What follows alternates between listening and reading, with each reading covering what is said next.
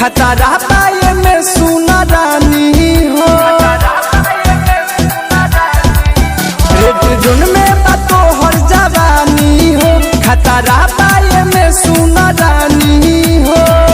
लाल लाल भइल बा देखई बेबा परेशानी बकरा खेद बा खबर चली दूध को छेद बा प्यार करली हम अभिषेक बा खबर चली दूध को छेद बा।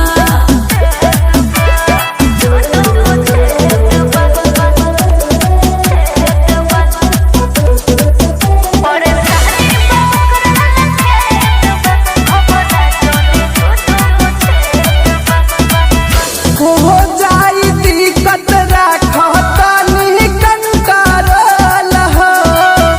सूते दरानी धाके नींबू दुनु गोल हो। रह बकरा में तो सोना आदा करे दूर दूर रह हमरा सोटा जानी जारे। हमारा ना बुझाला ई कौन खेद बा। परेशानी बकरा खेद बा खबर चली दूध को छेद बा प्यार करली हम अभिषेक बा खबर चली दूध को छेद बा।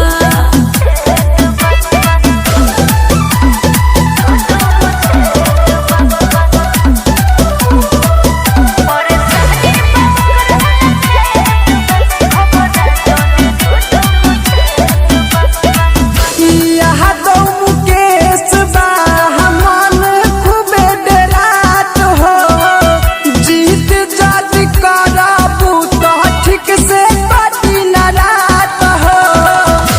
राजा रंगीला दोनों टेंशन मिटाए हो फैले जंगल में पूरा देह ना बोताए हो। ना पलंग पर जरूरी पड़े बा।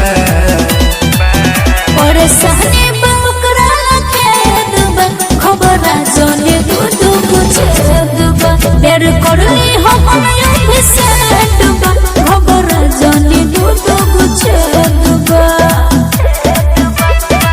ना मन तो चलो।